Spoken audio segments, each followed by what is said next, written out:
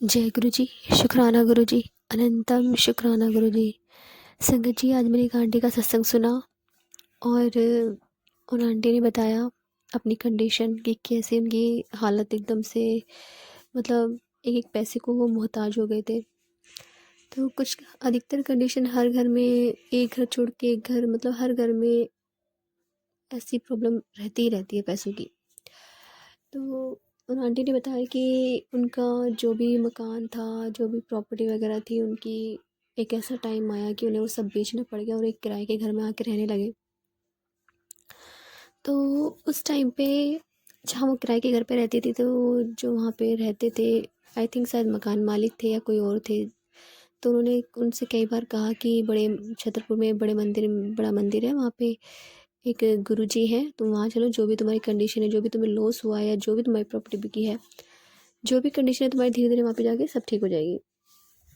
तो उस टाइम पे उन्होंने कहा कि हमारे पास इतना पैसा भी नहीं है कि जो हम किराए के लिए भी पैसे ले सकें। और उस टाइम पे उन्होंने बात को आई गई कर दी। फिर कुछ टाइम बाद वो एक सत्संग में जाती हैं जहाँ वो रहती थी। वहाँ पे एक गली में कई लोग गुरुजी की संगत थे, जिन्होंने एक साथ संगत में उन्हें बुलाया, संगत सत्संग में। तो जितना मुझे याद है उतना बता रही हूँ, अभी याद नहीं है।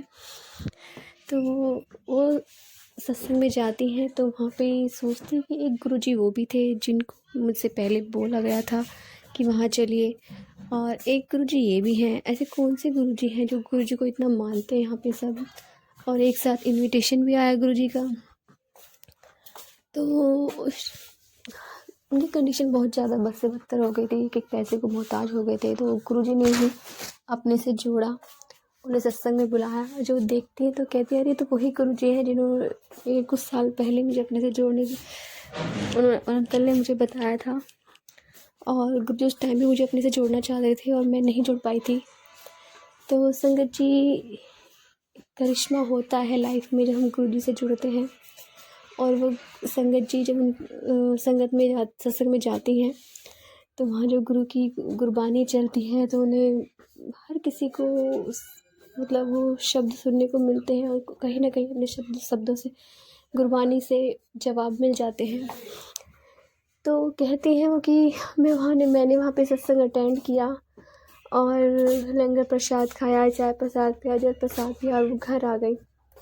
तो वहाँ की जो संगत थी, उन्होंने कहा कि नेक्स्ट जो सत्संग होगा वो हम तुम्हारे घर में करेंगे, तुम अपने घर में सत्संग करो। और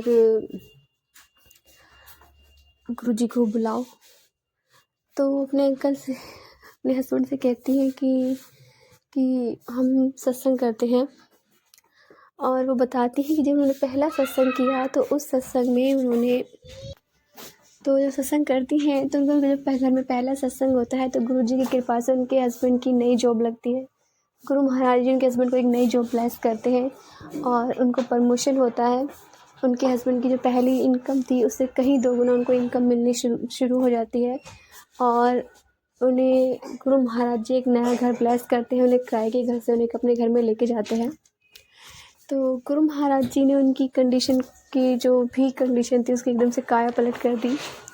उनको एक न्यू घर ब्लेस किया, न्यू लाइफ ब्लेस करी, नई जॉब ब्लेस करी। और संगत जी, जब मैं सत्संग सुन रही थी, तो मुझे ना लास्ट के कुछ शब्दों में सुन नहीं पाई और मुझे नींद आ गई।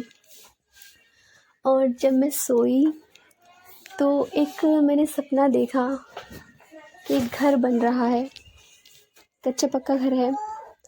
और वो मैंने देखा कि मेरी सिस्टर इन लोगों का घर है, और मैं उस घर में जा रही हूँ, सीढ़ियाँ चढ़ रही हूँ। हालांकि उनके घर, पूरे घर में टाइल पत्थर लगे हुए हैं, लेकिन वो कच्चा घर है, बस सीमेंट हो रहा है, कहीं पक्का है कहीं कच्चा है, इस तरह से हो रहा है। तो मैं सीढ़ियाँ चढ़ रही हूँ, तो चढ़ रही तो देख रही हूँ बिल्कुल खाली पड़ा है घर, ना कोई स्लिप है ना कुछ है। तो मुझे अपनी सिस्टर में दिखाई देती हैं।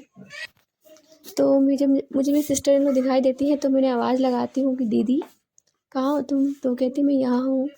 और उनके जो किचन की स्लिप थी वो भी नहीं थी, कमरे में कुछ नहीं था, बिल्कुल खाली था। मैं घूम कर आई कमरे में, और जब उन्होंने मुझे बुलाया कि मैं यहाँ हूँ, यहाँ पर आओ, तो जैसे मैं गई ऊपर, और मैंने देखा उनकी किचन की स्लिप भी बन गई है, सिलेंडर भी आ गया है, अंदर सब कुछ है।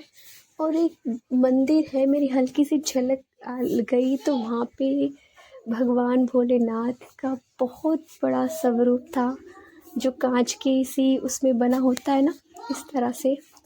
तो मैंने कहा ये तो भोलेनाथ है, मेरी हल्की सी लगी। फिर दोबारा मुड़ी, मैंने अंदर कमरे में झांक के देखा, ये तो जो गाँव में छोटे छोटे आले बना देते हैं ना, उस तरह से एक आले में मुझे भगवान भोलेनाथ ने दर्शन दिए। और छोटे से स्वरूप में, पहले मुझे बड़ा दिखाई दिया, बाद छोटे स्वरूप में मुझे गुरु महाराज जी ने दर्शन दिए भोलेनाथ रूप में। मैं इतनी खुश हो गई, गदगद हो गई। मैंने कहा आजकल मुझे गुरु महाराज जी बटरफ्लाई रूप में दर्शन नहीं दे रहे हैं। और सत्संग सुनते सुनते मुझे दर्शन हुए। गुरु महाराज जी ने मुझे भोले के रूप में दर्शन दिए, शुक्राना। तो गुरु महाराज जी ने ऐसे दर्शन दिए। आज गुरु महाराज जी का एक मैसेज था कि सत्संग सुन, तुझे दर्शन होंगे, इस तरह का कुछ मैसेज आया था मुझे। अब ध्यान नहीं वो कल था या आज था, ये याद नहीं मुझे।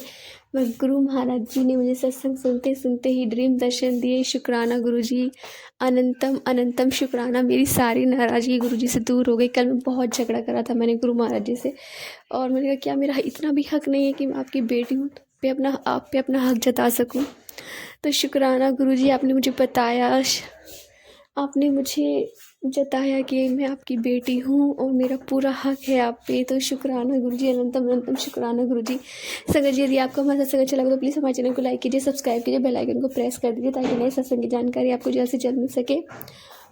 संगत जी, यदि आप भी अपना सत्संग शेयर करना चाहते हैं तो प्लीज़ हमारे व्हाट्सएप नंबर पर लिख कर भेज सकते हैं या रिकॉर्ड कर भेज सकते हैं। आपके सत्संग भी और संगतों के साथ शेयर किए जाएंगे।